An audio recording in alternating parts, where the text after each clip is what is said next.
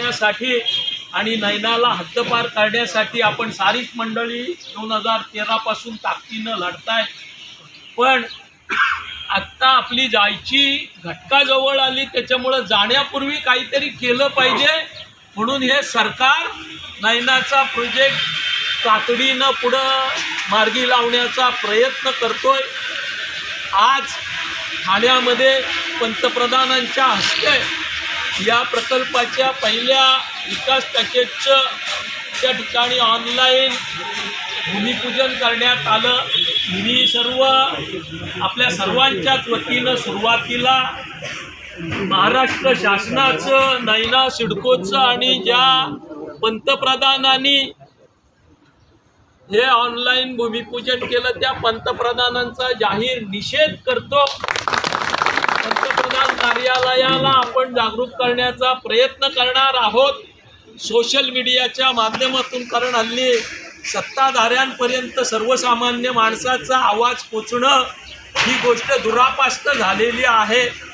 ज्या लोकांनी आवाज पोचवायचा ती मंडळी उलटा जनतेवर या ठिकाणी हा प्रकल्प लादायला मागते। अशा परिस्थितीत आपण सारेजण सकाळी अगदी 10:30-11ला मेसेज दिल्यानंतर जमलात। आपले सहकारी नैना संघर्ष समितीचे अध्यक्ष वामन शेळके आणि अनिल ढवळे या दोघांना पोलिसांनी डिटेन केलं आणि या ठिकाणी ठेवलं। आपण भूमिका घेतली की जोपर्यंत ते पोलीस स्टेशनला राहतील तोपर्यंत आम्ही देखील पोलीस स्टेशनमधून जाणार नाही। आपण सारेजण दिवसभर या ठिकाणी थांबलात, आपलं मनापासून आभार व्यक्त करतो। पण हे आभार व्यक्त करत असताना आपल्याला या ठिकाणी सावध करायला मागतो। रात्र वैऱ्याची आहे, राजा जागा रहा। जाता जाता जे काय जमेल, आता या ठिकाणी प्रकल्पाचं भूमिपूजन करतील। उद्या त्या 2,500 पैकी काय 200-500 कोटीचं कमिशन वरच्यावरती इलेक्शन फंड म्हणून घ्यायचं असेल ते घेतील आणि आपल्या डोक्यावर मात्र हे वर्क ऑर्डर झालेलं आहे, मोबिलायझेशन ॲडव्हान्स दिलेला आहे, हे ओझं ठेवतील। त्याच्यामुळं आपण जागर राहिलं पाहिजे। पोलीस हुकमाचे ताबेदार आहेत। पंतप्रधान कार्यालयापासून, मुख्यमंत्री कार्यालयापासून पोलिसांना आदेश येत आहेत, त्यांना आदेशाचं पालन करावं लागतंय। पण पोलिसांचा किती वापर करायचं सत्ताधाऱ्यांनी ठरवलं तरी आपण हिंमत हारता कामा नये आणि आपला विरोध देखील या ठिकाणी कमजोर होता कामा नये। कारण शेवटी आपल्याला कोण वाचवणार असेल तर आपली एकजूट, आपला संघर्षच आपल्याला वाचवणार आहे, हे आपण साऱ्यांनी ध्यानात ठेवलं पाहिजे। कवी सुरेश भटांच्या भाषेत सांगायचं झालं, शब्दात सांगायचं झालं तर आपल्या बापजाद्यांनी चांगली सोन्याची प्लॅटिनम मोलाची जमीन ठेवली, पण हे नालायक नादान सरकार आणि त्यांना सामील असलेला आपला लोकप्रतिनिधी आमदार यांनी आपल्यावर वेळ आणलेली आहे। उशक काल होता होता काल रात्र झाली, अरे पुन्हा आयुष्याच्या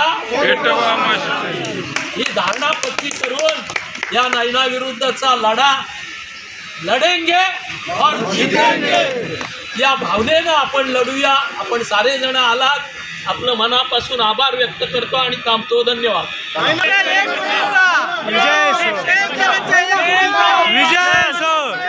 कारण न देताना केवळ पंतप्रधानांच्या हस्ते ऑनलाईन उद्घाटन होणार आहे। ऑनलाईन उद्घाटन ते कल दाबून काढणार आहे। ह्या मंडळींचा तिथे तसा काही संबंध नाही, परंतु एक दहशत निर्माण करण्याकरता एक टेस्ट केस म्हणून आपल्या 2 लोकांना आपण अटक केलं होतं। त्यांना अटक झाल्याचं कळल्यानंतर सकाळी पहिला निरोप जेव्हा गेला बाळाराम पाटील साहेबांना, तिथपासून ते आलेत, अजूनही इथे बसलेले आहेत। मला वाटतं काय खाल्लेली मी तिथे असतात त्यांची देखभाल करत आलो तेव्हा आपण ह्या सगळ्या लोकांनी ताकदीने एकत्र आलात। मी मगाशी प्रतिक्रिया देताना असं म्हटलं होतं की या दोघांना अटक केली फार चांगलंच झालं, म्हणून तुम्ही म्हणाल का असं प्रतिक्रिया दिली। जोपर्यंत दडपशाही होत नाही तोपर्यंत आपण पेटून उठत नाही। आज या दोघांना अटक केली नसती तर आपण सायलेंट राहिलो असतो।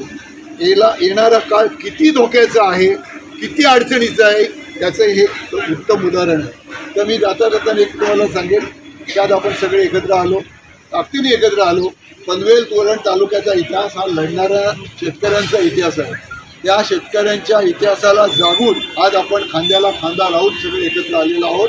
नैनात आपण हटवणार आहोत, परंतु जी जुलूमशाही करणारी जी आज जी काही सत्ता आहे त्याला सुद्धा हटवायला लागणार आहे, हे तुम्हाला लक्षात घ्यायला पाहिजे. कारण हे सरकार न्याय देईल. मी कधी बरेच दिवस मी राजकीय भाषण करत नाही, परंतु एक आता खात्री पडलेली आहे, हे सरकार तुम्हाला न्याय देणार नाही.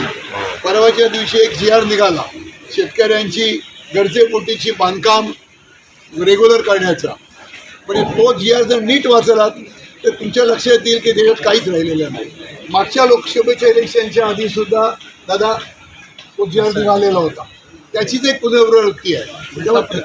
उलट आता तो प्रतिकृत आहे आणि त्याच्यामध्ये मुळामध्ये हेच कळत नाही की शेतकऱ्यांचं ते बांधकाम नियमित करणारं आहेत का शेतकऱ्यांना जमीन देणारे ती नियमित करणार आहेत. म्हणजे ही सगळी टोलवाटोली आहे. हा इलेक्शनचा जुमला आहे. आपण सगळ्यांनी एकत्र राहिलं पाहिजे, ताकदीने राहिलं पाहिजे, खांद्याला खांदा लावून लढवला पाहिजे.